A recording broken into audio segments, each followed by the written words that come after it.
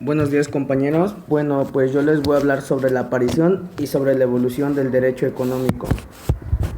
Bueno, entramos en un dilema muy grande porque, como sabemos, toda organización, la cual se conoce como Estado, desde sus manifestaciones, desde su primera apariencia, han cumplido fundamentalmente con dos tareas. Estas tareas no son más que la seguridad y la justicia. Bueno, entraremos a lo que nos concierne. El derecho económico, como bien sabemos, es un marco jurídico que regula las relaciones del Estado con los distintos agentes económicos. Entraremos a tres preguntas fundamentales en tres dilemas distintos. ¿En qué intervenir? ¿Cómo hacerlo? ¿Y con qué intensidad debe intervenir el Estado? ¿De qué debe ser propietario el Estado? Todas estas preguntas las iremos contestando con el avance de nuestro video.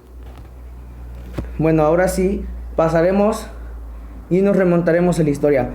En el siglo XX fue cuando inició una coexistencia de tres tipos de modelos económicos, lo que hoy conocemos como liberalismo económico, que también se conoce como capitalismo.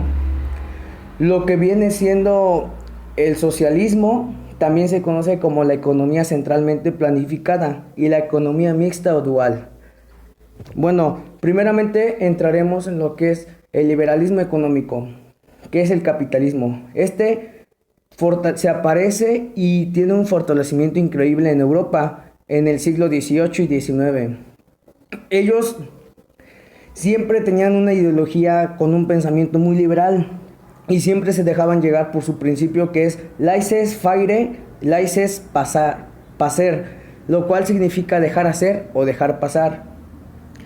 En el capitalismo vemos como anteriormente en estos siglos el Estado solamente era un simple observador, o sea, se limitaba en la economía. La actividad económica prácticamente en esos tiempos era exclusivamente de lo que hoy se conoce muy a menudo como una iniciativa privada, que son las empresas. Bueno, estas empresas tienen unos principios fundamentales de su modelo. Uno de ellos era privilegiar la libertad individual sobre los intereses colectivos, el respeto absoluto y la propiedad privada, la libertad de contratación y de asociación. Esto es algo muy importante. Y reserva total de las actividades financieras, primarias, industriales y comerciales. O sea, prácticamente la iniciativa privada era considerada lo máximo. Tenían principios fundamentales y también tenían sus principales elementos, como era la ampliación de la producción y de la productividad en los centros artesanales. Esto les ayudó y los hizo transformarse en unas claves industriales para un desarrollo muy acelerado en las actividades comerciales, en intercambio de mercancías, como por ejemplo esta acumulación de tanto capital los hizo llegar a tener e integrar verdaderos mercados nacionales. Prácticamente tenían un mercado ya a nivel internacional. En lo político, siempre buscaban una lucha con el pensamiento liberal sobre el viejo estilo feudal. Esto fue lo que originó una nueva clase social y lo hemos visto, se llama la burguesía. Bueno, ahora sí pasaremos al siglo XX. Es aquí en donde surgen estas economías centralmente planificadas o las llamadas socialistas. Estas son las que alcanzan su punto más culminante prácticamente por la URSS. La URSS que es la Unión de Repúblicas Soviéticas Socialistas. Aquí el Estado es donde empieza a asumir como tal, ya asume y se interfiere la propiedad absoluta de los medios de producción. Aquí es donde empieza a tomar el control absoluto sobre las decisiones y conducción de la economía en conjunto, o sea, en su totalidad. Tenían un fin. ¿Cuál era el fin? El fin era la producción, el fin de la producción socialista era la satisfacción de las necesidades sociales, pero no su punto o su fin nunca fue la obtención de ganancias. Prácticamente, pues ellos buscaban la satisfacción de las necesidades. Viéndolo desde este punto hasta nos enamora y es muy bonito, pero realmente es algo que no funcionó. Bueno, aquí el Estado fue quien prácticamente dirige todo. Ahora sí, en el siglo XXI, estas economías socialistas han experimentado tantos cambios porque, pues hoy en día se ha llegado a una conclusión de que incluso han perdido la esencia de este propio modelo. Como por ejemplo, hoy podemos ver rasgos tan significativos para un sistema tan completo como este, como son la participación del capital privado en actividades reservadas incluso con recursos extranjeros, como la libertad en el manejo de los precios. Y esto hace que permitan las fluctuaciones en los mercados. Además, padecen muchos síntomas que eran antes reservados solamente para un modelo capitalista, como son el desempleo y la inflación. Entonces aquí está muy completo esto.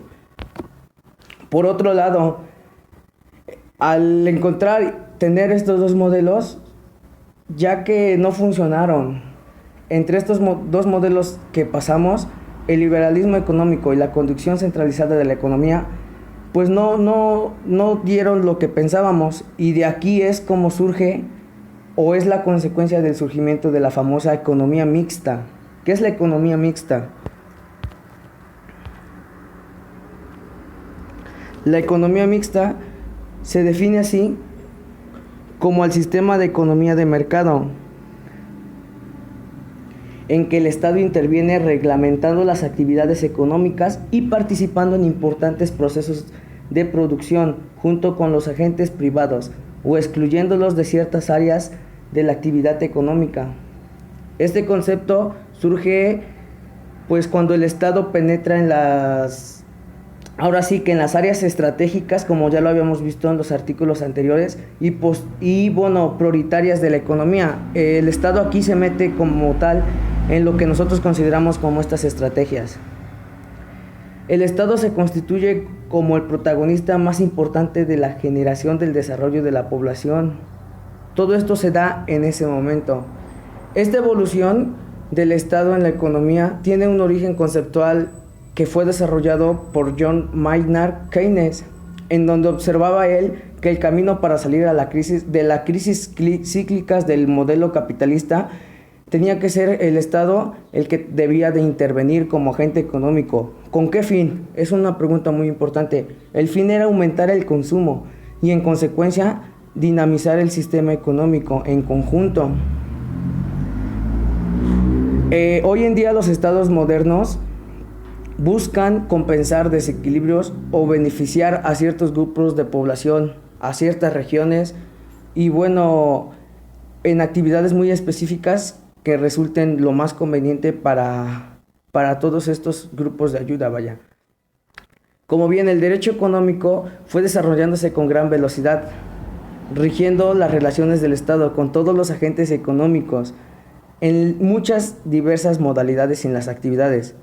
Los estados simplemente han sido un benefactor y un administrador de servicios públicos, hasta llegar a ser propietario de actividades completas y definitivas para naciones. Esto es algo muy importante porque en derecho económico podemos ver cómo el Estado puede irse de un extremo a otro. Entonces, un extremo sería el ser un benefactor y ser un administrador de servicios públicos, pero también puede llegar a ser un propietario de todo, o sea, literalmente de todo lo que tenemos en la nación. Ahora sí entraremos en las preguntas. El primer dilema que tenemos es la intervención del Estado en la economía. Bueno, el dilema aquí ocurre mediante el conjunto de funciones, el conjunto de los poderes, los recursos, así como los instrumentos y esos mecanismos por los cuales y a través de estos se realizan las actividades en diferentes niveles y aspectos de la economía de la sociedad, ya sea respectivamente directa o indirectamente, pero siempre van con un sentido determinado. Y sobre todo a los objetivos fijados para sus políticas generales o sectoriales.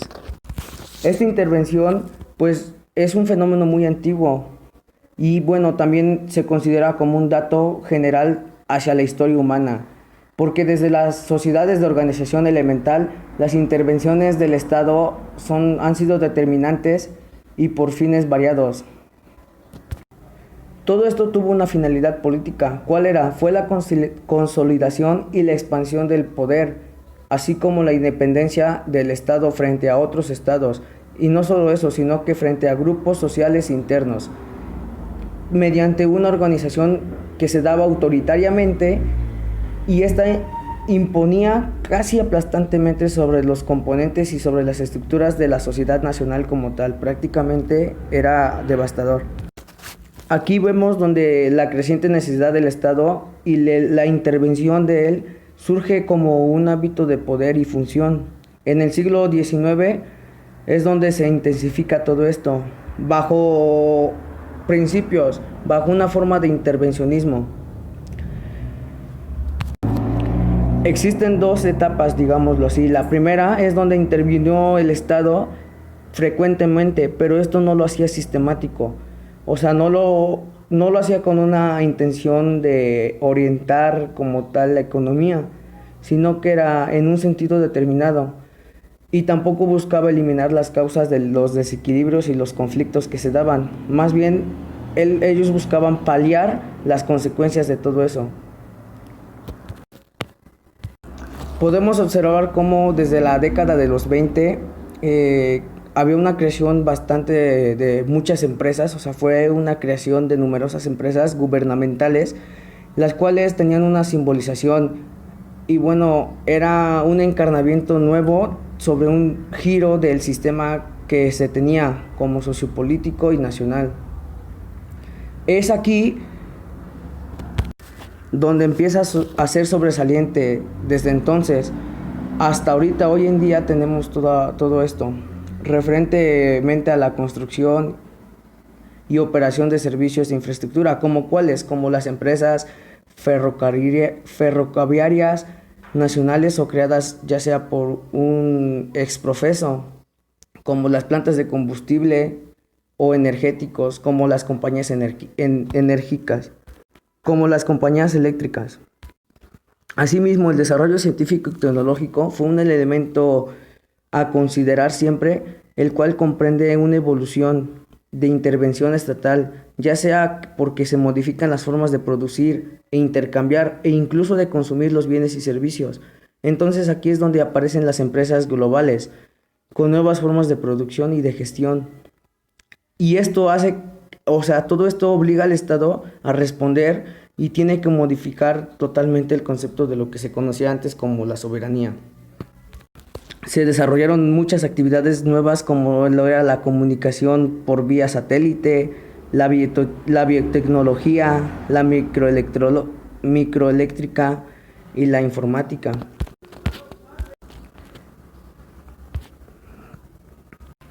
Bueno, ahora pasaremos al otro dilema, que es los medios de la propiedad de los medios de producción. Es un dilema bastante completo este también. Y más que sea un dilema completo, es algo que siempre se ha visto y es muy notable. Hemos de entender qué es la propiedad pública. La propiedad pública es un derecho real, en tanto se manifiesta a través de una potestad sobre un conjunto de bienes. Bueno, el derecho real es ejercido por entidades públicas como tal, con una personalidad jurídica sobre los bienes de dominio público. Como bien hemos visto, los medios de producción son aquellos elementos o instrumentos para transformar una materia prima en un servicio. Aquí es donde nos resulta complejo responder las preguntas antes planteadas. Como bien hemos dicho, el Estado puede pasarse de un extremo a otro. Es aquí donde surge ese dilema, porque no sabemos a qué se va a referir. Cada estado es distinto y cada estado decide en qué extremo ponerse. Ahora sí entraremos al problema, que es la distribución de la riqueza. Es un dilema también muy controversial, ya que a partir de las estructuras económicas que generan muchos excedentes, es de aquí donde se viene este problema. Los conceptos normalmente para analizar la distribución de la riqueza son el salario, el lucro y la renta, así como el interés, que se consideran como las 4 categorías que siempre constituyen o casi siempre constituyen esta estructura. El instrumento fundamental que utilizan los estados modernos para distribuir los beneficios de renta nacional es la política fiscal, que se da mediante un cobro. Bueno, compañeros, por mi parte esto es todo. Gracias.